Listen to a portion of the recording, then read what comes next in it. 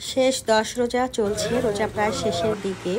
আলহামদুলিল্লাহ, এতিম বাচ্চাদের জন্য ছাদে বিরিয়ানি রান্না করছি। রোজার মাসে আল্লাহ সবার দোয়া কবুল করে থাকেন। আলহামদুলিল্লাহ, নিজের টাকায় এতিম বাচ্চাদের জন্য কিছু করতে পেরে খুব ভালো লাগা কাজ করছে। আসসালামু আলাইকুম। তৌফিকেস ওয়ার্ল্ডে সবাইকে আবারও স্বাগত জানিয়ে নতুন আরও একটা ভিডিও নিয়ে চলে আসলাম।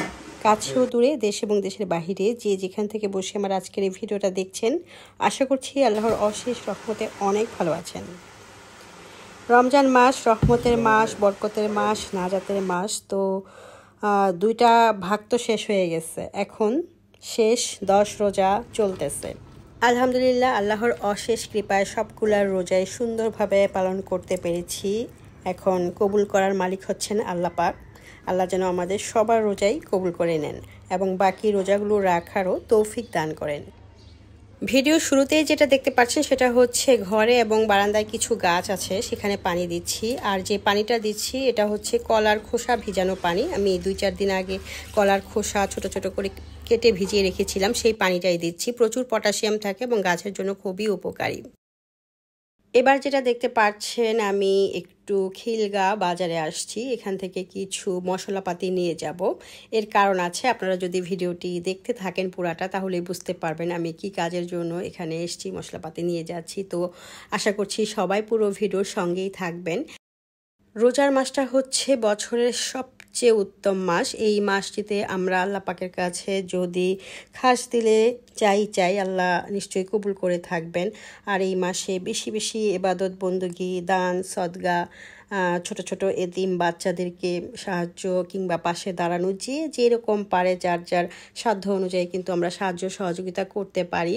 তো আমি চিন্তা করেছি এখন রোজার শেষ 10 দিন যাচ্ছে, তো আমি একটু কিছু করতে পারি বাচ্চাদের জন্য, এতিম বাচ্চাদের জন্য। আমাদের পাশেই একটা এতিমখানা আছে, যেখানে আমি দেখা যায় প্রতি বছর কিছু না কিছু দেওয়ার চেষ্টা করি। তো এবার ভাবছি যে কিছু এতিম বাচ্চা বাসায় এনে আমি নিজ হাতে কিছু রান্না করে আর কি খাওয়াইতে চাই বা ইফতারি দিতে চাই, এই আর কি। সেজন্যই আর কি বাজার থেকে কিছু বাজারঘাট করে এনে সব কিছুর আয়োজন করার চেষ্টা করতেছি। আপনারা অনেকেই জানেন যারা আমার ভিডিও রেগুলার দেখেন যে আমার আম্মা মারা গেছে 4 মাস হয়েছে। তো বলতে বলতে 4টা মাস যে কোন দিক দিয়ে চলে গেল বুঝতেও পারি নাই।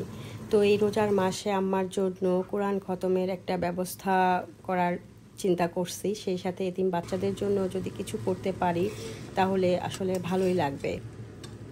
আর রোজার মাস হচ্ছে পাপ মোচনের মাস, দোয়া কবুলের মাস। তাই ভাবলাম যে বাসায় হুজুর ডেকে আম্মার নামে কোরআন খতমের ব্যবস্থা করি। এতে করে আম্মা জীবিতকালে যদি না বুঝে কোনো পাপ করে থাকেন, মেহেরবানি করে আল্লাহ পাক যেন ক্ষমা করে দেন। দোয়া দুরুদ দান খয়রাত তো কেবল একজনের জন্যই করা হয় না, একজনের উসিলায় অনেকেই এর ফজিলত পেয়ে থাকেন। ওই কবরে আমার আম্মা সহ আরও অনেক কবরবাসী রয়েছে যারা হয়তো জীবদ্দশায় না বুঝে ছোট বড় পাপ করেছেন। তো আল্লাহ পাকের কাছে শুধু এই দোয়া আর চাওয়া, সবাইকে যেন, আমার আম্মা সহ সবাইকে যেন সমস্ত পাপ মাফ করে দিয়ে বিনা হিসাবে জান্নাতুল ফেরদৌসি দান করেন। তো সেজন্যই কোরআন খতমের ব্যবস্থা করেছি। এছাড়া নিজে তো সব সময় মার জন্য বাবার জন্য দোয়া করেই থাকি যতটুকু জানি, তারপরও বাসায় একটা কোরআন খতমের ব্যবস্থা করেছি। আল্লাহ পাক যেন আমার এই চাওয়া, আমার দোয়া কবুল করে নেন।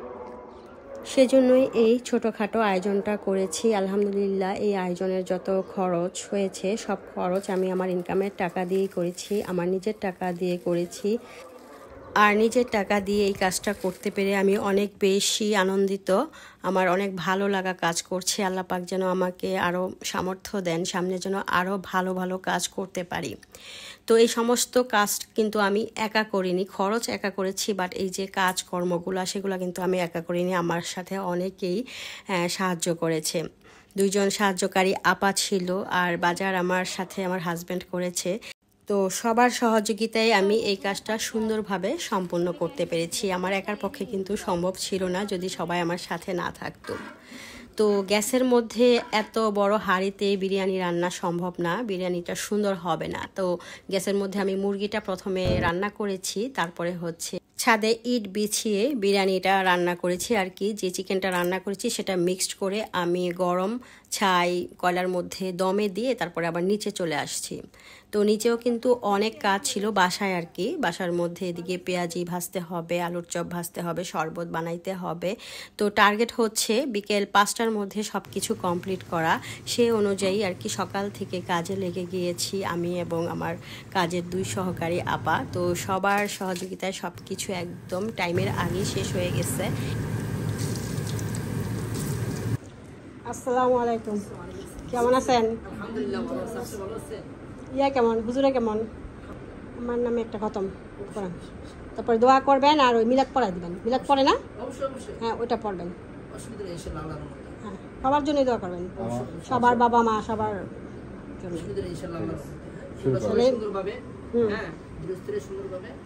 তাহলে শুরু করেন,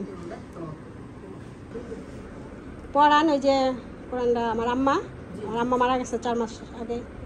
আমার নামে একটা খতম করেন, তারপরে দোয়া করবেন আর ওই মিলাদ পড়াই দিবেন। মিলাদ পড়ে না? হ্যাঁ, ওইটা পড়বেন।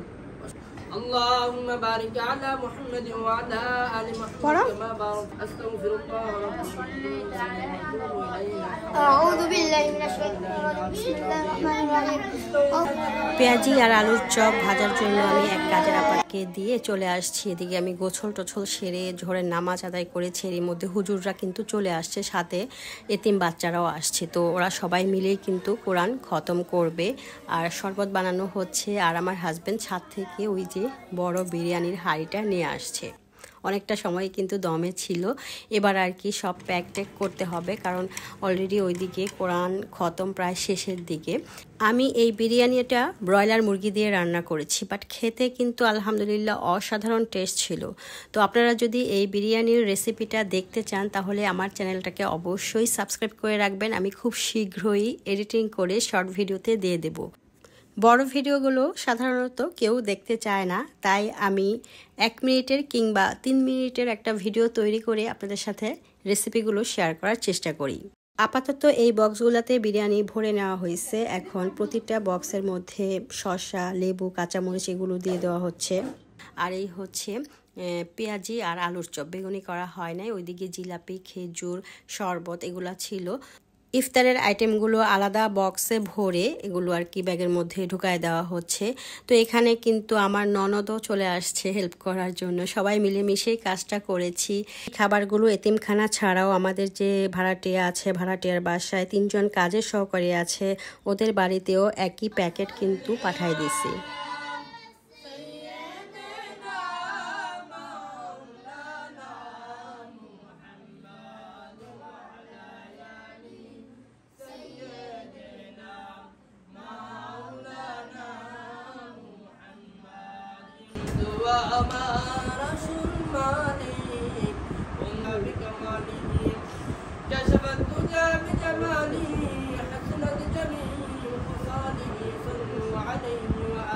আলহামদুলিল্লাহ বিকাল 5টার মধ্যেই সব খাবার প্যাকেট করা হয়েছে। এখন আমরা আরেকটা রুমে বসছি, কারণ মোনাজাত শুরু হয়ে গেছে। ওই যে ওইদিকে কাজের আপারা বসছে, আমার শাশুড়ি মা, ননদ, আমার হাজব্যান্ড। আমরা আরেকটা রুমে বসে দোয়া আর কি মোনাজাতে অংশগ্রহণ করতেছিলাম।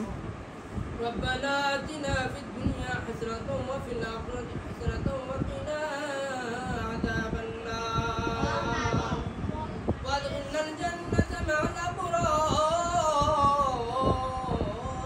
وادخلنا الجنة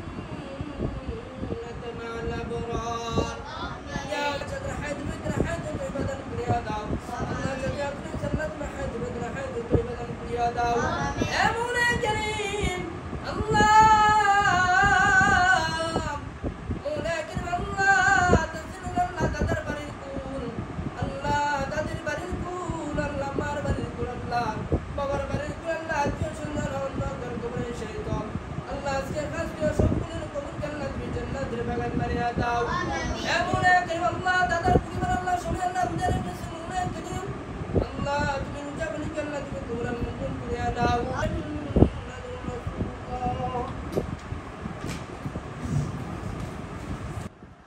মোনাজাত শেষে এদের সবার হাতে বক্স দেওয়া হয়ে গিয়েছে খাবার। তো আমি বাচ্চাদেরকে কিছু টাকা দেবো সেজন্য ভিতরে গিয়েছিলাম, তাই এসে দেখলাম যে খাবার টাবার দেওয়া হয়ে গেছে, সেটা আর ভিডিও করতে পারি নাই।